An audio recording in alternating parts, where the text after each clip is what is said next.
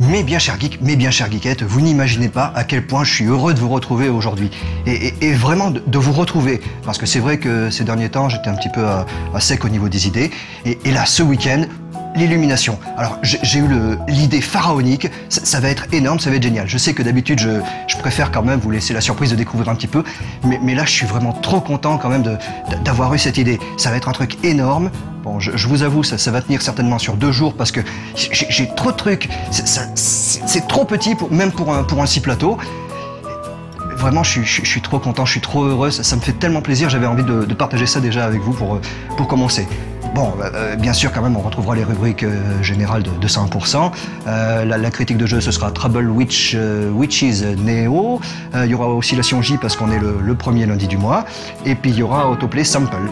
Et on commencera par des news, bien sûr. Des news, pardon. Et bien sûr, après, vous allez voir, ça va être un festival.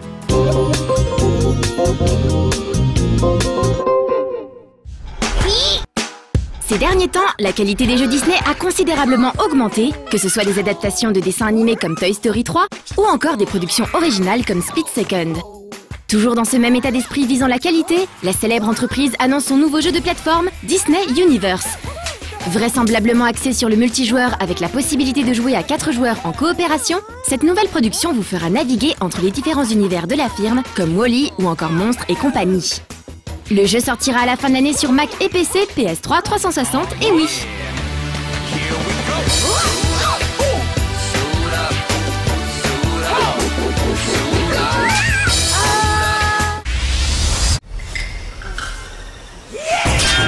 Shogun 2, le dernier épisode de la série Total War, vient d'accueillir un premier DLC vendu à 3,50 €.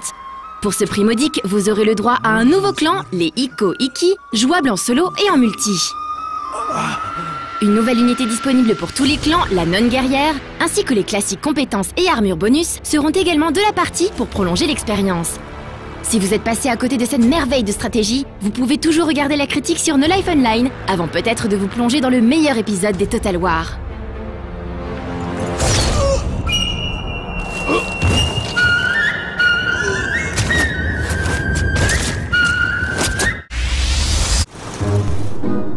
Sorti depuis quelques temps sur PC, The Next Big Thing, le nouveau jeu d'aventure des créateurs de Runaway, va avoir le droit à une sortie sur Mac.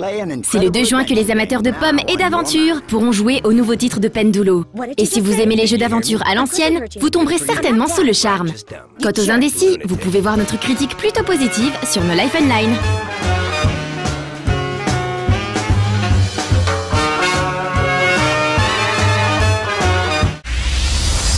En développement depuis plusieurs années, Driver San Francisco sera certainement l'un des jeux phares d'Ubisoft durant le prochain eCube. Aujourd'hui, ce n'est pas du gameplay, mais le contenu de sa future édition collector qui nous est présentée. Une édition qui nous a déjà été dévoilée il y a 1 an, à l'époque où le nouveau Driver devait sortir fin 2010. Cette version collector comprendra une réplique miniature de la Dodge Challenger conduite par le héros, une carte de San Francisco, un comic book, ainsi que 3 voitures et 4 défis disponibles in-game. 2 offres de précommande sont également disponibles en fonction des enseignes, comprenant à chaque fois un défi et une voiture pour le mode multi. Driver San Francisco est prévu pour le 1er septembre et on devrait avoir plus d'informations sur son gameplay durant l'eCube.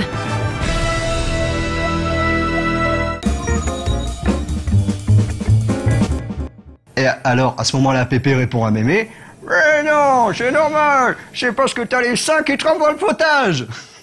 Et c'est pour ça que tout de suite, on retrouve la critique de Trouble Witches Neo. Ah ouais, effectivement, c'est impressionnant, hein. Tu t'es défoncé. Hein. Ah bah oui, attends, c'est incroyable. Mais je m'y attendais pas, je préparais pas, en fait. Et puis tout d'un coup, j'ai eu l'illumination, l'idée de ce truc. Et je te dis, attends, le plateau suivant, vraiment, il va cartonner, tu vas voir, ça va être énorme. Ces nouvelles idées que j'ai eues, vraiment, je te dis, j'ai vraiment l'impression que je renais. Tiens, à propos de René, t'as vu qu'il sort un nouveau single ?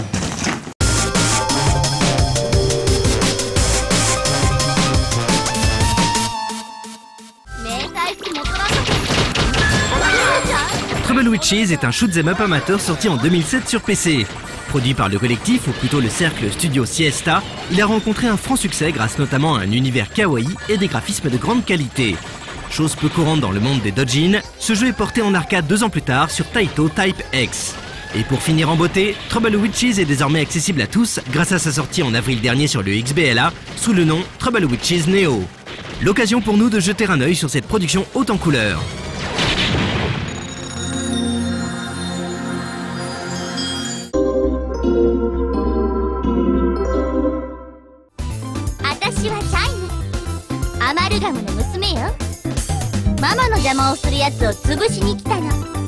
Le scénario est rarement le point fort d'un shoot'em up. Trouble Witches Neo ne fait pas exception à la règle. L'histoire se passe dans le monde d'Aimland, où les filles d'une certaine amalgame font des bêtises. Vous incarnez donc une jeune sorcière qui part régler tout ce raffut. Ça ne vole pas très haut, mais force est de constater le gros travail sur la mise en scène et le background des personnages. Chacun dispose d'une histoire propre et les boss seront l'occasion de dialoguer pour voir l'histoire avancer. Un familier accompagnera également chaque héroïne et ne manquera pas de mettre son grain de sel dans les conversations.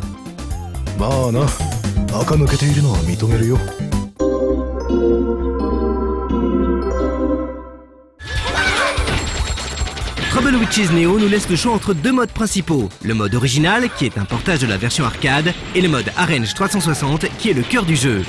L'écran a été adapté pour le 16/9 et de nombreux bonus ont été ajoutés. Outre le mode classique pour 1 ou 2 joueurs en coopératif, le mode histoire vous permettra de profiter du scénario. Les dialogues sont doublés en anglais et... ouf, on peut remettre les voix originales japonaises dans le menu. Il est également possible de mettre les textes en français, anglais et même japonais. On ne pouvait pas demander mieux. Enfin, dans le mode challenge, vous pouvez tenter du score attack sur 3 ou 5 minutes, le but étant de réaliser le plus haut score dans un temps imparti. C'est l'idéal pour se tirer la bourre sans prise de tête avec des amis. Un boss rush est aussi présent. Il vous faudra tenir le plus longtemps possible face au boss du jeu qui gagne en puissance à chaque loop.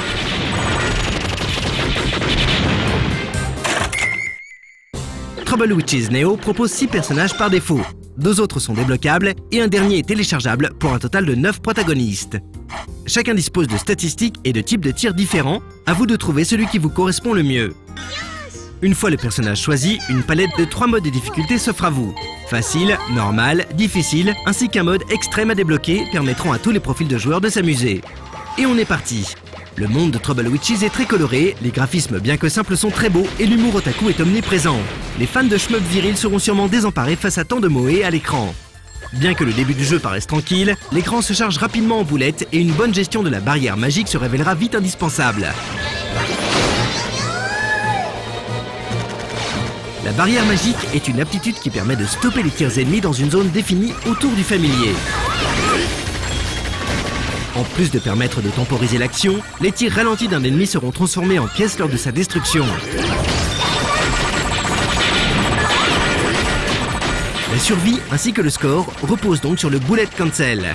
Mais cette barrière n'est pas pour autant infaillible. Déjà, les tirs ne sont pas complètement stoppés, mais très fortement ralentis. Et si un ennemi vient à sortir de l'écran, ces tirs que vous avez ralentis vireront au jaune et vous fonceront dessus. L'utilisation de la barrière consomme des MP représentées par la barre verte en haut à gauche de l'écran. Bien qu'elle se remplisse toute seule quand la barrière est inactive, il ne faut pas en abuser sous peine de tomber à court.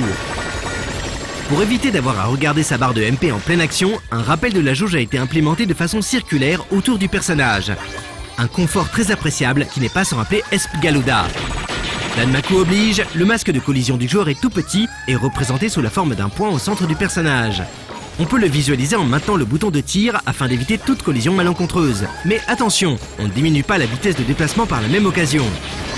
Pour récolter sans effort les pièces lâchées par les ennemis, il suffit de lâcher le bouton de tir. Elles seront alors automatiquement aspirées vers vous. Ces pièces servent de monnaie dans les magasins ambulants que l'on peut trouver dans les niveaux. Tenue par une timide jeune demoiselle, vous pouvez notamment y acheter de puissantes attaques sous forme de cartes. Il suffit ensuite d'activer l'attaque spéciale en appuyant sur un bouton, vous octroyant ainsi plus de puissance pendant un court laps de temps. Tout comme la barrière magique, on peut savoir où en est la carte grâce à une jauge autour du personnage. Une fois arrivé à 0, la carte disparaît de l'inventaire. Le jeu ne dispose pas de Smart Bomb contrairement à la majorité des Danmaku, mais si vous vous faites toucher durant l'utilisation d'une carte, vous perdrez la carte en cours au lieu d'une vie. Il peut donc être judicieux d'en activer une quand on se trouve dans une situation désespérée, à l'instar d'une bombe. Enfin, les cartes sont l'unique façon d'obtenir des pièces étoiles qui viennent gonfler le compteur en bas à gauche de l'écran. Et, ô joie, ce compteur se révèle être l'élément essentiel du système de scoring. En effet, ce dernier agit comme un multiplicateur de points à chaque ennemi abattu. Il est donc important de le faire monter rapidement, si possible à son maximum de 2500, et de ne pas perdre de vie sous peine de le faire diminuer de 25%. Si l'on résume donc la base du scoring, il faut bien gérer sa barrière magique afin d'avoir beaucoup de pièces et ainsi acheter des cartes dans les magasins et enfin les utiliser dans les endroits les plus chargés en ennemis et boulettes pour récolter des pièces étoiles. Un système efficace qui offre beaucoup de possibilités. Chose très appréciable, le tutoriel consultable dans les options du jeu est complet et très bien ficelé. N'hésitez pas à jeter un coup d'œil si vous ne comprenez pas quelque chose.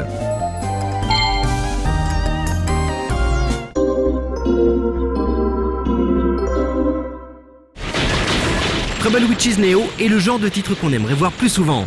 Le parcours atypique de ce doujin suscite l'admiration et il y a de quoi. Le jeu est beau, bien pensé et intéressant à jouer. Studio Siesta s'est inspiré de grands classiques du shoot'em up et a su les intégrer dans un univers très kawaii. On ne peut s'empêcher de penser à Gradius ou à Darius face à certains boss et le gameplay est fortement influencé par les œuvres du studio Cave. Quelques petits défauts sont là malgré tout. On remarque quelques fautes d'orthographe en français et le fait que le bouton de confirmation ne reste pas automatiquement sur le bouton de tir peut s'avérer lourd pour les joueurs au stick. Enfin, les continues ne resettent pas le score et le personnage le plus puissant est comme par hasard payant. Mais tout cela relève plus du chipotage qu'autre chose. On tient là un excellent shoot'em up qui aurait presque mérité une sortie en boîte. Au vu du faible nombre de sorties schmumesques de par chez nous, de son petit prix sur le XBLA et de la qualité du jeu, il serait vraiment dommage de s'en priver.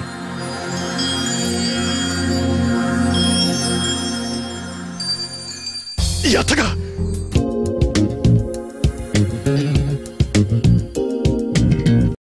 Bon, ça c'est bon. Bravo Benoît, c'était vraiment top. Oh bah merci Alex, ça me fait plaisir quand même. Mais là je me suis vraiment défoncé, hein. À propos de défoncer, t'as vu, excuse-moi je reviens dessus, mais pour le nouveau single ils ont sorti ils ont fait un flash mob.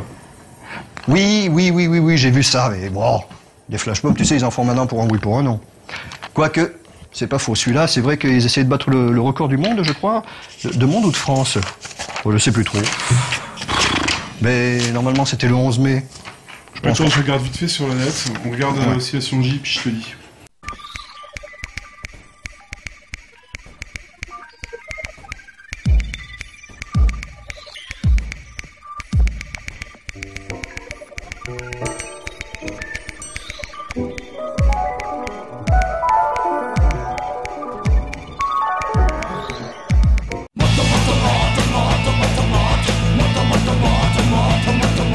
Ce mois-ci, nous fêtons les 4 ans de No Life. Pour marquer l'occasion, c'est l'équipe de la chaîne qui choisit les sujets d'oscillation pendant tout le mois de juin. Aujourd'hui, c'est Alex qui est à l'honneur et il a choisi le titre Swinging Nippon du groupe Kishidan. Ce groupe de rock'n'roll et de pop parodique a été fondé en 1997. Il est composé de 6 membres et s'inspire largement de la musique et des costumes des années 80. C'est notamment pour cela qu'une analyse strictement musicologique de la chanson Swinging Nippon n'est pas chose facile. Basé sur des structures de rock classiques, le morceau évolue autour du La majeur et s'amuse parfois à passer par une gamme de blues. Mais il reste harmoniquement assez simple. C'est au niveau de la structure que les choses se compliquent un peu. Dès le début de la chanson, on a une structure assez régulière. Elle comporte une introduction de 20 mesures, très inhabituelle pour le genre. Suite ensuite, le refrain composé de 2 fois 8 mesures, puis un pont avec un riff de guitare syncopé, c'est-à-dire en dehors des temps forts de la mesure.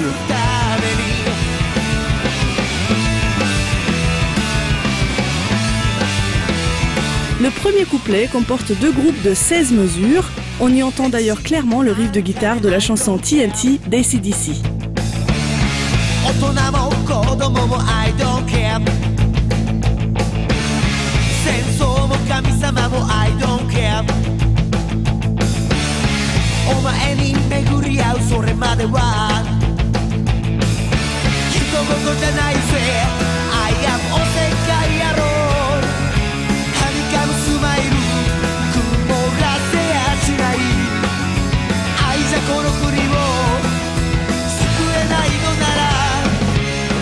Après le couplet, on retrouve de nouveau une petite transition.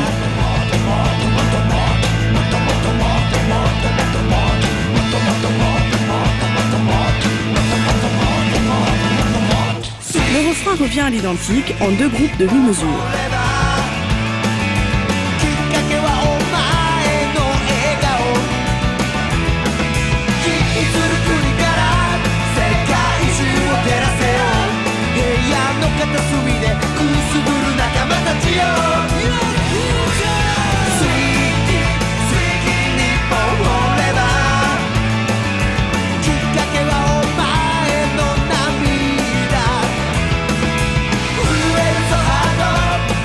Ensuite, suit une section de solo instrumental qui met en scène un combat de danse que se livre le groupe dans le clip.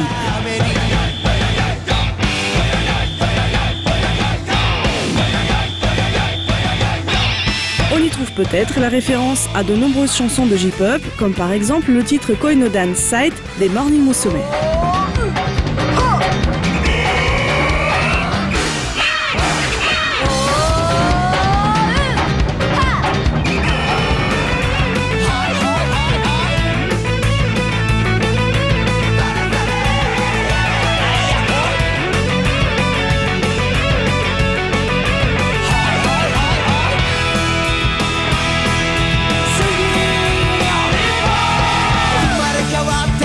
La deuxième partie du couplet est ensuite reprise, puis on retrouve le refrain après un bref break.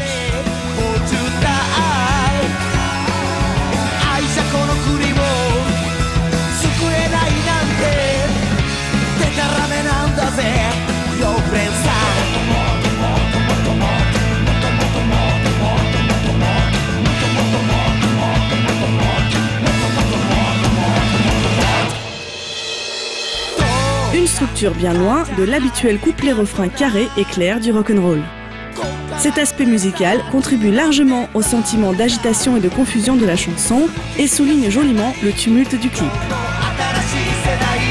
Une analyse strictement musicale de Swinging Nippon est compliquée car il s'agit là de plus que d'une simple chanson parodique. Le titre joue sur des références musicales, une structure complexe et irrégulière, des costumes totalement incongrus, une chorégraphie pour le moins originale et un scénario absurde pour créer une œuvre complète. La musique ne peut presque pas être dissociée du clip et seules ses paroles, truffées d'humour absurde et d'optimisme rose bonbon, donnent de l'autonomie à la chanson. Swinging Nippon est ainsi une œuvre parodique à part entière qui assume entièrement toutes ses références et son beau brin de folie.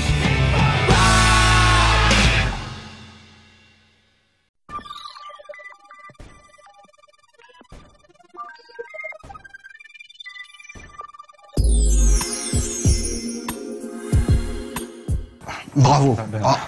Ça me fait plaisir. Non mais vraiment là merci parce que franchement je crois qu'on là ce coup-là on s'est vraiment inscrit dans l'histoire de la télévision. C'était un truc énorme. On va le ressortir à tous les bêtisiers, ça va tourner en boucle. Vraiment je vous remercie. Et en même temps c'est aussi une faveur que je vous ai fait parce que c'était vraiment un truc excellent. Hein. Je vais pas me jeter des fleurs mais... C'était super Benoît, mais je voulais juste te demander, tu as participé toi à la Flash Mob, non? Oh bah non, attends, le 11 mai, attends, je sais plus où j'étais, mais en tout cas, j'étais pas là-bas. Participé, pourtant tu connais la choré par cœur. Oui, oh bah, en même temps, c'est pas compliqué à retenir, hein. Est-ce que vous pourriez m'aider, s'il vous plaît, quelqu'un? Allez, et hop là. Oui. Ah. La choré, oui, je te dis, elle est simple. C'est quand même oula la, moi ça m'est égal. Oula la, je trouve pas normal. Oula la, va ta ta ta ta. Oula la, ta ta ta ta ta ta. Alors on voit que t'as 10 ans de soirée des musiques, hein. Ah bah, et encore à l'époque j'étais plus en forme. Hein. Maintenant on sent que je suis un petit peu plus mou. Hein. Mais bon, en même temps. J'ai une idée, Alex. On pourrait, je referais la choré, et puis toi, à ce moment-là, tu pourrais la tourner, puis ça ferait un petit peu de générique, un pré-générique marrant.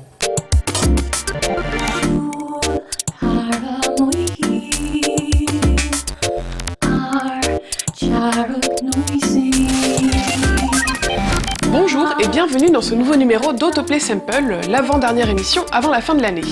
Aujourd'hui on va parler de sorties d'albums, de téléchargements, des nouvelles intros qui vont rentrer dans la rotation de Game Life, mais tout de suite les concerts.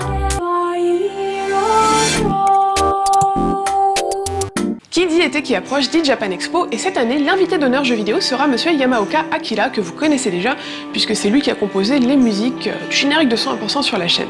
Alors monsieur Yamaoka à la base quand même, il est connu puisque c'est le compositeur de la série Silent Hill et aussi de bon nombre de chansons sur les jeux Bimani.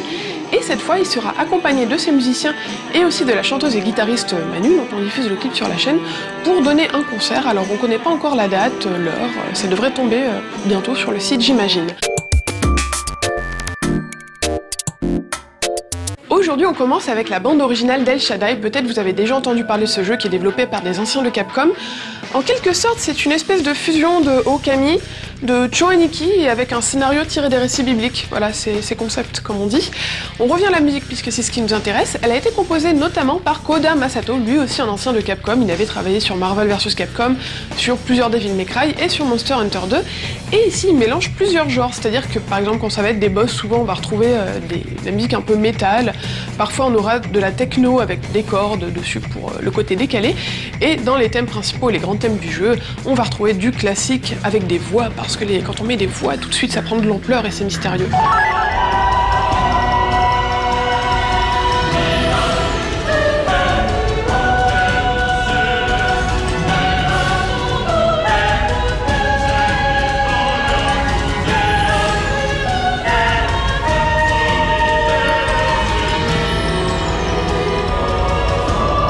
On continue tout de suite avec un jeu de guerre. Oui, j'ai envie de dire jeu de guerre, même si tout le temps on me dit ouais, mais c'est les gens qui connaissent rien en jeu vidéo qui disent jeu de guerre.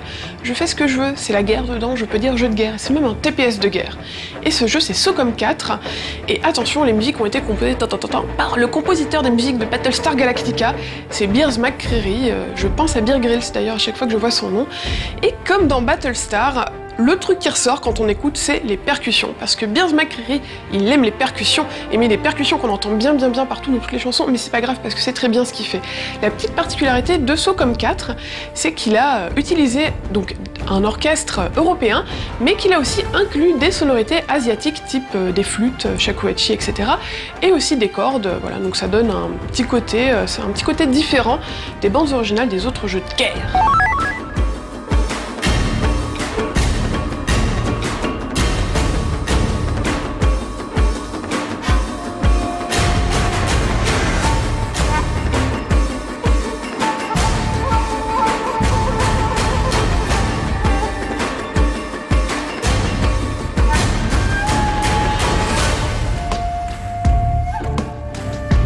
Oui, c'était un jeu de guerre, je dis ce que je veux. On passe tout de suite à autre chose puisque c'est voilà, ce jeu que tout le monde attend, le RPG né de la coopération entre Level 5 et le studio Ghibli, c'est Ni no Kuni. En tout cas, ici on va parler de la version DS. Donc, comme on a le studio Ghibli, très logiquement ils ont fait appel à monsieur Issei Shijo, le compositeur de la plupart des musiques des films du studio Ghibli, qui sera d'ailleurs en concert au Zénith le 23 juin. Et ici, dans Ni no Kuni, il a fait à peu près la même chose que dans les films des studios Ghibli, à savoir un truc où on part vraiment à l'aventure et c'est super cool. Ça a été enregistré avec l'Orchestre Philharmonique de Tokyo sur le CD, oui sur le CD, parce que le son DS il est moche et on n'entend rien, donc vraiment si vous voulez apprécier les musiques de jeu, je vous conseille d'acheter le CD.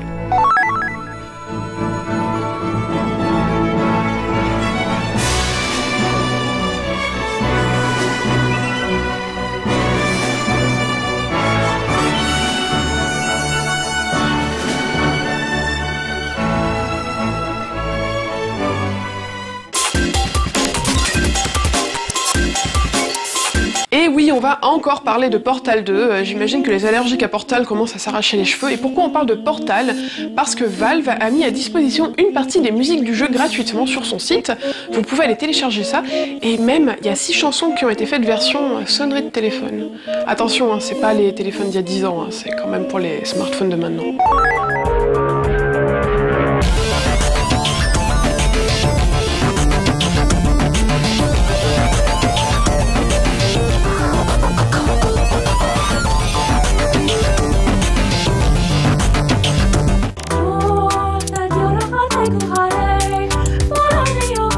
J'aime bien les intros en dessin animé et ça tombe bien parce que cette semaine il n'y en aura pas une mais deux.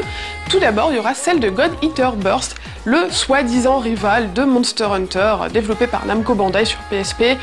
Mais voilà, faut pas déconner quand on voit les chiffres de Monster Hunter, enfin les chiffres de vente au Japon, comme on dit, peuvent pas tester, c'est pas possible. Alors God Eater Burst, les musiques ont été composées notamment par Go Shiina et d'autres compositeurs, made in Namco Bandai, et si vous avez joué au 1, vous allez reconnaître tout de suite que dans God Eater Burst, la musique de l'intro c'est juste un remix.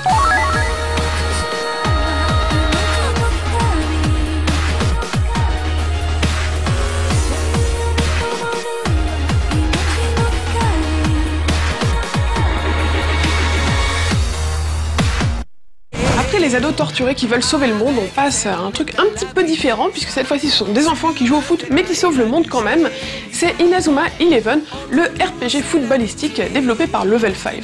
Alors, peut-être vous avez déjà vu la série animée qui passe en France sur une autre chaîne, et pour le jeu ils ont repris le générique.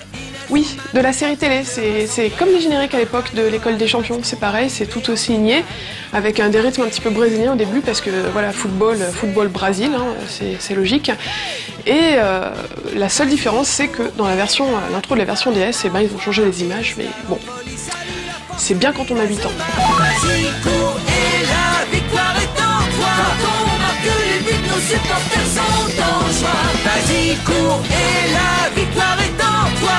C'est Inazuma Eleven. Et oui, vous pensiez peut-être que l'époque des génériques pourris, style Club Do, Pokémon, Digimon était terminée. Eh bien non, voilà, Inazuma est là pour prendre la relève. D'ailleurs, si vous êtes fan de génériques absolument nuls, j'adore celui de Power Rangers Super Police Delta, que ce soit les paroles ou la musique, et il paraît que c'est chanté par le frère d'Ophélie Winter ou un truc comme ça. Voilà. Bon, en tout cas, nous on se revoit dans 2 semaines, ça sera le dernier autoplay sample de la saison, avec, attention, un invité de marque, ça sera l'interview de Kikuta Hiroki, le compositeur de Secret of Mana. A bientôt!